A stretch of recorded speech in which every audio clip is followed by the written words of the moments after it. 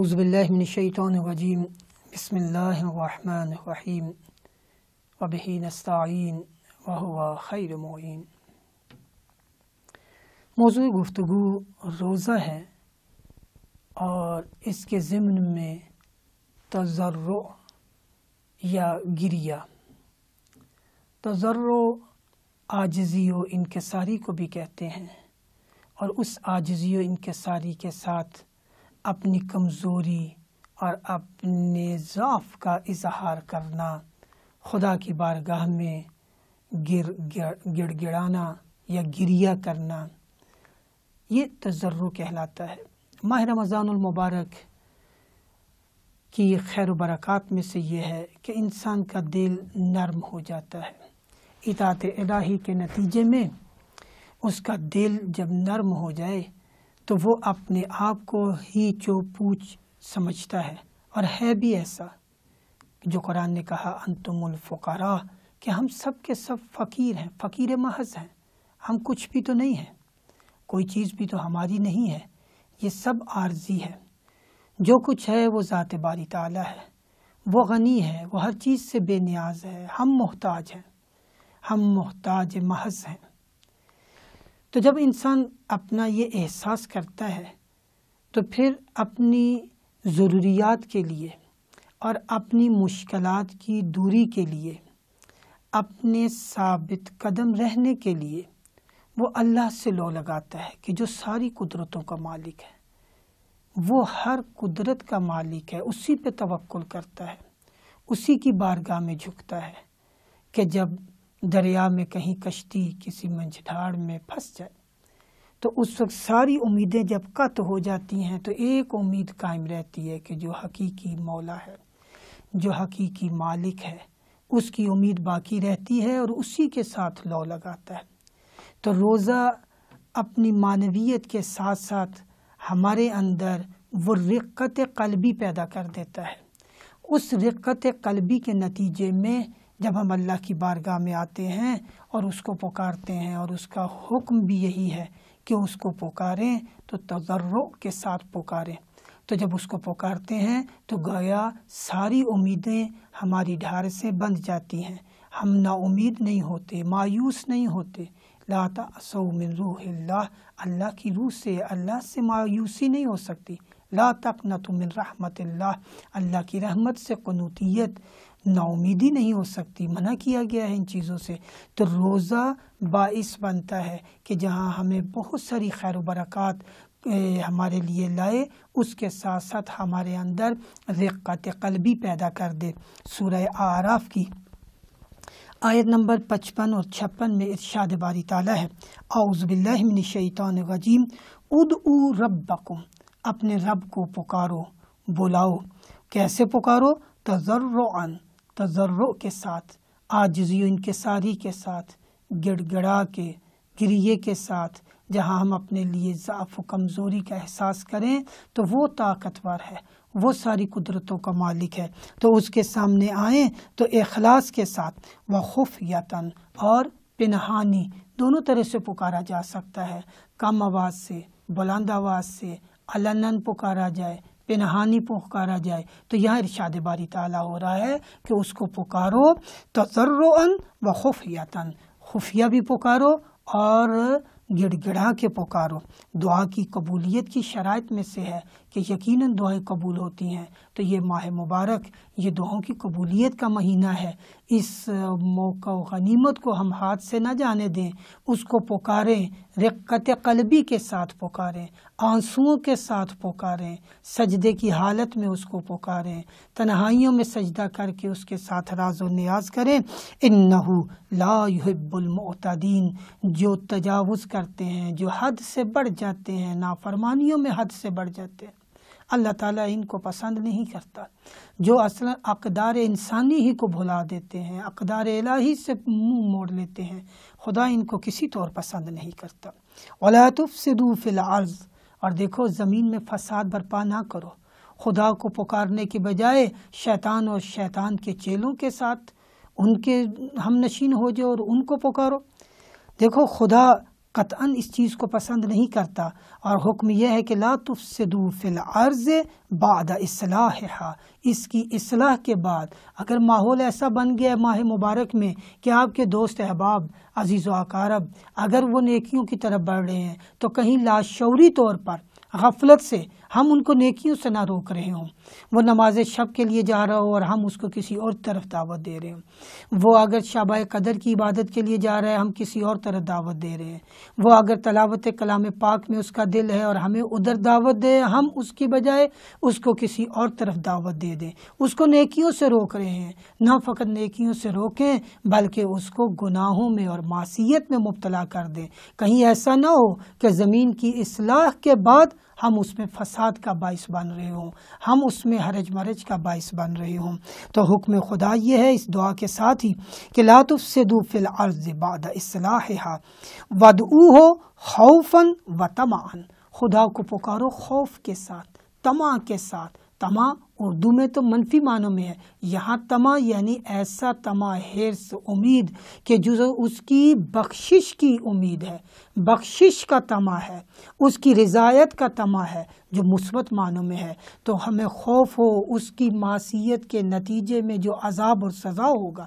اس کے خوف کے ساتھ، اس کے مقام و منزلت کے مقابلے میں اس کی نافرمانی کے جو برے اثرات ہیں اس کے خوف کے ساتھ بس اس کو پکارو۔ تو اس طرح وَدْعُوهُ خَوْفًا وَطَمَعًا، خوف کے ساتھ اور اس امید کے ساتھ کہ وہ اپنی رحمتوں کو ہمارے شامل حال فرما دے۔ ان رحمت اللہ قریب من المحسنین، جو محسن ہیں، جو احسان کرنے والے ہیں، جو نیکیاں کرنے والے ہیں، جو کام احسن طور پر انجام دیتے ہیں، جو اچھے کام کرنے والے ہیں، ان کے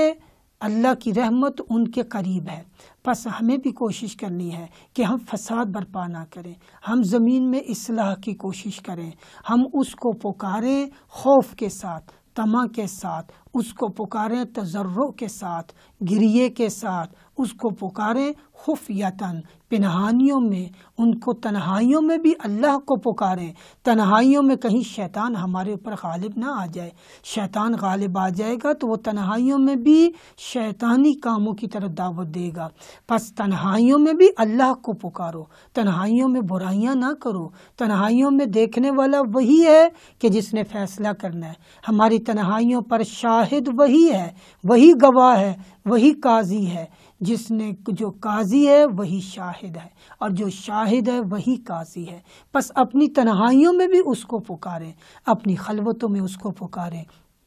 اپنی جلوتوں میں بھی اسی کو پکاریں، اور اسی امید کے ساتھ کہ جب پکاریں گے تو اس کی رحمتیں ہمارے شامل حال ہیں، اس کی رحمتیں ہمارے بہت قریب ہیں۔ حدیث مبارکہ امام باقر علیہ السلام سے ہے، آپ نے فرمایا کہ دیکھو کوئی آنکھ ایسی نہیں ہے کہ جو اس کے خوف میں رقت قلبی کے ساتھ نم ہو جائے۔ کوئی آنکھ جب نم ہوتی ہے اس کی اطاعت میں، اس کے خوف میں گریہ کرتی ہے تو اللہ تعالیٰ اس خوف خدا کے نتیجے میں جو آنکھ گیلی ہو گئی ہے اس پر رحمتوں کی بارش کر دیتا ہے اور اس پر جہنم کو حرام قرار دے دیتا ہے۔ وہ آنکھ جو اس کے خوف میں، اس کی معصیت کے خوف میں، اگر اس کے عشق میں اور اس کی اطاعت میں یہ نمناک ہوئی ہے، یہ آبدیدہ ہو گئی ہے تو اللہ تعالیٰ اس کے اوپر جہنم کی آگ کو حرام کر دیتا ہے۔ اور اگر یہ آنسو نکل کر آنکھ سے چہرے پہ جاری ہو گئے ہیں تو فرمایا اس کے چہرے کی سیاہی کو دور کر دیتا ہے۔ جہنم کے جو ایندھن بنیں گے سیاہ چہرے، اللہ تعالیٰ ان سے بچا لے گا، اس سیاہی سے کہ جو جہنم کا ایندھن بننے والے چہروں پر روز قیامت ہوگی۔ کچھ چہرے قرآن کہتا ہے سفید ہوں گے، نورانی ہوں گے، کچھ چہرے قرآن کہتا ہے سیاہ ہوں گے۔ امام یہ فرما رہے ہیں کہ جس کی آنکھوں کے آنسو اگر اس کے خد پہ جاری ہو گئے ہیں، اس کے ادھر رخسار پہ جاری ہو گئے ہیں، اس چہرے پر بھی اللہ جہنم کی آگ کو حرام قرار دے دے گا اور اس کو سیاہی روز قیامت سے بچا لے گا، اس کے چہرے کو روشن کر دے گا، اس چہرے کو ذلت سے بچا لے گا، اس دنیا میں بھی اور اگلی دنیا میں بھی۔ وہ وہ آنکھ کہ جس کے آنسو آنکھ سے نکل کر چہرے پر جاری ہوئے ہیں، اس کے بارے میں فرمایا کہ دیکھو ہر چیز کی اللہ تعالیٰ نے جزا رکھی ہے، ما من شیء الا ولہ جزا، دیکھو کوئی چیز ایسی نہیں ہے کہ جس کی جزا نہ ہو، ہر چیز کی جزا ہے، اس دنیا میں بھی اگلی دنیا میں بھی ہے۔ الا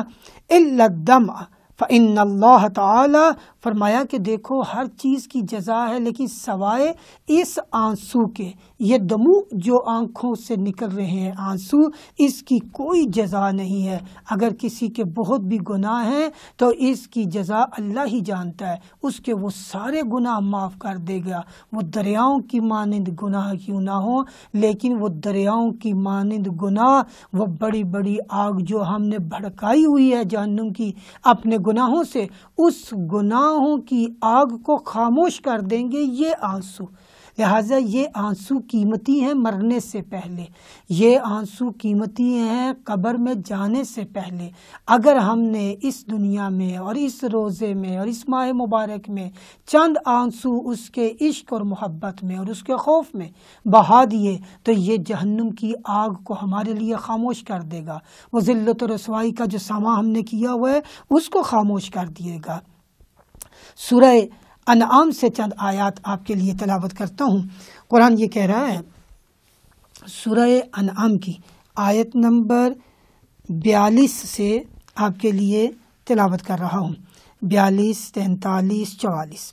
ارشاد باری تعالیٰ ہے، اعوذ باللہ من الشیطان الرجیم، وَلَقَدْ أَرْسَلْنَا إِلَىٰ أُمَمٍ مِّن قَبْلِكَ فَأَخَذْنَاهُمْ بِالْبَأْسَاءِ وَالضَّرَّاءِ، دیکھیں آپ سے پہلے بھی ہم نے امتوں کی طرف، آپ سے پہلے جو امتیں تھیں ان کی طرف بھی اپنے ہادی، اپنے پیغمبر، اپنے رسولوں کو بھیجا ہے، اور ان کو ہم نے مشکلات اور سختیوں سے ان کا امتحان کیا ہے، ان کو اس آزمائش میں ہم نے ڈالا ہے، لعلہم یتضرعون، تاکہ ان مشکلات اور سختیوں کے نتیجے میں وہ ایک سیسا پلائی ہوئی دیوار بن جائیں اور وہ گناہوں سے بچ جائیں، وہ اپنی اطاعت الہی کے دعوے میں صادق اور سچے قرار پائیں۔ اور یہ اس لیے تھا کہ لعلہم یتضرعون، تاکہ وہ تضرع کرتے، وہ گریہ کرتے، وہ اطاعت الہی میں آ جاتے، وہ اللہ کو پکارتے، لیکن اس کے نتیجے میں ہوا کیا؟ انہوں نے تضرع نہ کیا۔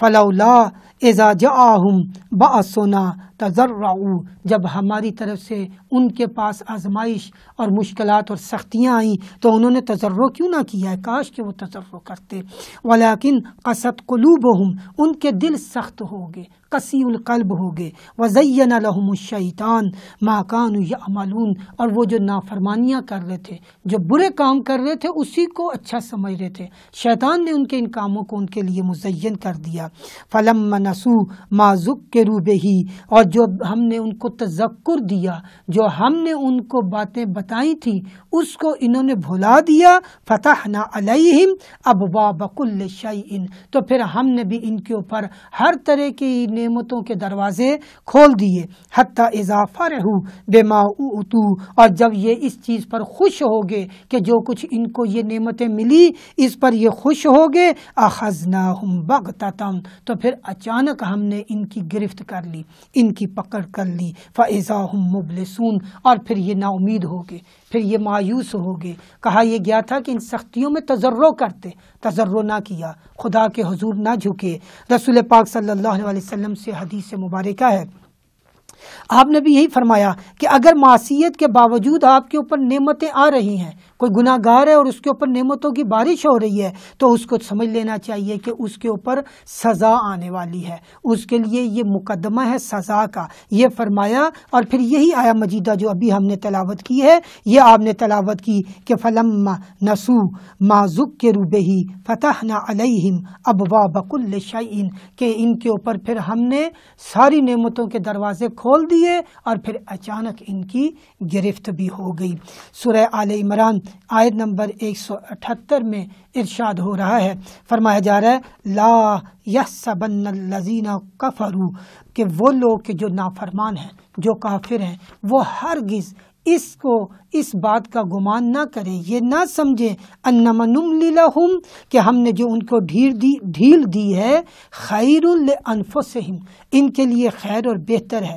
انما نملی لہم ہم نے یہ جو ان کو ڈھیل دی ہے لیزدادوا اثما اس لیے ہے کہ یہ اپنے گناہوں میں اضافہ کر لیں، وَلَهُمْ عَذَابٌ مُہین اور ان کے لیے عذاب ہے مہین، توہین اور اہانت والا۔ انہوں نے جو اللہ کے دین کا مذاق اڑایا تو ان کو بھی عذاب مہین ملے گا، توہین والا اور اہانت والا عذاب ملے گا۔ ہم دعا گو ہیں کہ پروردگارہ اپنے پیاروں کے صدقے میں ہمارے اندر بھی رقت قلبی عطا فرما دے، پروردگارہ اپنے پیاروں کے صدقے میں ہمارے دل میں بھی تضرع کی نعمت عطا فرما دے، پروردگارہ ہمیں بھی یہ شعور عطا فرما دے کہ اگر ہم معصیت کر رہے ہیں اور معصیت کے باوجود تیری نعمتیں ہمارے پر آ رہی ہیں تو یہ نعمتوں کا آنا ممکن ہے کسی بڑے عذاب کا پیش خیمہ ہو، تو پروردگارہ تو ہمیں متوجہ کر دے، پروردگار اس روزے کی نعمت کے صدقے میں، ماہ مبارک کی نعمت کے صدقے میں تو ہمیں یہ شعور عطا فرما کہ تو نے جو نعمتیں دی ہیں